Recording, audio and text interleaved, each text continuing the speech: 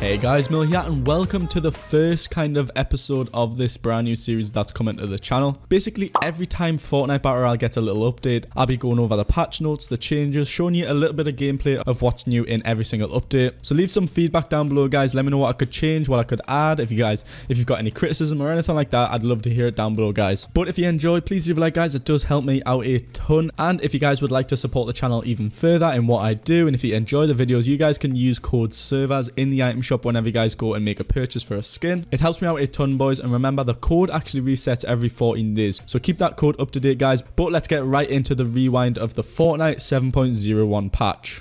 Alright, so hopping right into it, guys. Now, in this patch, there isn't any leaks at all. Obviously, there's usually a lot of discussion about leaks and things like that, but in this update, there wasn't actually any leaks. There's no changes in the files, so it's technically a content update, guys. But if you guys haven't actually got your hands on the new update, these are the patch sizes. I know a lot of you would like to see these. I'll be showing you these in every single update video I do, so thanks a ton to FNBR Leaks for actually providing all of the patch sizes. So just a few little mentions at the start, but getting right into the proper changes. Now, the first major change is that the Infinity Blade is now added. It's a weapon that can be found in every single game mode. It spawns one of them, and it's actually a mythic rarity, something we've never seen in Battle Royale. I believe the Thanos Gauntlet was actually also the mythic rarity. It can be found at the Polar Peak POI. As I say, it only spawns one per match, so you want to get your hands on it, guys. But just a little bit of info about the Infinity Blade. A regular hit with the left mouse button. I'm not sure about the button on other consoles or anything like that, but a regular hit does 75 damage to the player. A leaping hit, which actually leaps you guys forward, as you can probably see by the gameplay that's playing right now. This only does 25 damage, but also gives you a huge leap, and you actually destroy structures while you guys do this. So if you've got the Infinity Blade, if you've lost a bit of health, it actually regens 1 health per second.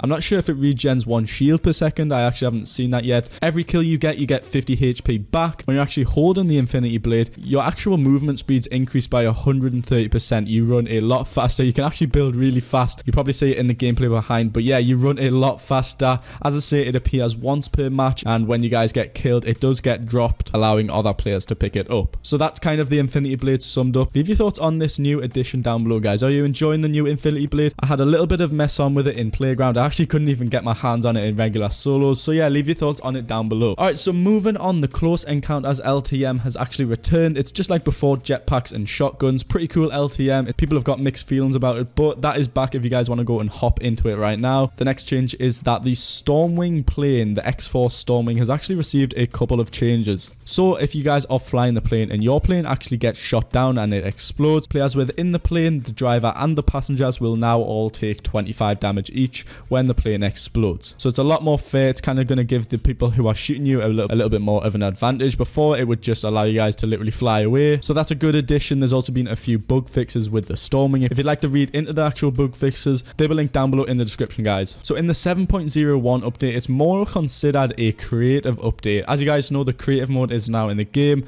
but with the 7.01 patch today, the creative mode's actually received a ton of new updates. So we'll now be moving on to the creative side of things, what you guys can find in the patch notes. So in creative mode, there's now a 5th island for players to choose. Before, it was only 4 islands for you guys to customize, but you guys now get 5 islands for yourself. There's now 4 featured islands available. I believe these show like content and like what people have made. You guys can hop in there and take a look at other people's creations, so that's a cool new feature. A new islands code system has now been added in creative. So basically, it's only for supporter creator members right now, but over time it'll be released to the public. But basically what it seems to be is that you guys can enter a code and you'll enter someone's island, even if you're not on their friends list, I believe. Apparently, if you've currently got this feature, you go to the featured rift and select enter code, type in a code and follow the instructions. So that's a cool little update. There's also been a few more bug fixes with creative mode in general, but continuing on with the patch notes, within creative mode, a lot of prefabs have now been updated. There's now 6 lucky landing prefabs. There's also certain props that have been added which are actually undestroyable, so if you want to put them in your island, no matter what, they cannot be destroyed unless they're removed. There's also been a few prefab bug fixes yet again. Regarding a few changes to my islands, you can now be invincible as your starting health. So basically it means no matter what, if you've, say, for example, got friends and they're kind of trolling you and you want to build, you can actually set yourself to be invincible, so that cannot happen. Essentially, guard mode. Further into this, there's now a grid snap ability added, so basically it's going to allow building to be a lot easier. It's going to be easier for you to snap onto things rather than like have to like use your eyes to kind of determine where like things are. Now regarding flight within creative mode, as you know, you can fly around. It's pretty cool. If you guys are gliding in, you can actually hit the spacebar and you'll start flying if you choose to. Before you couldn't, and it was a little bit glitchy. You'd like glitch around a little bit, so that's a great new addition added. Furthermore, there's been a few changes to the overall performance in creative mode. Your islands will now render a lot faster. They've restricted per island 32 vehicle spawners on the island at maximum. And finally, a new tutorial will pop up to inform users about changing island permissions at the start. So that's just a little change, guys. Within the patch notes, there's a few more additions and changes happening to creative mode. If you want to go read them for yourself, I just kind of picked out the main ones that I think would be mainly interesting for you guys. But that is the Fortnite Battle Royale 7.01 update, summed up a lot easier for you guys. As I say, please leave feedback down below if you want me to try anything new or you want me to talk about more.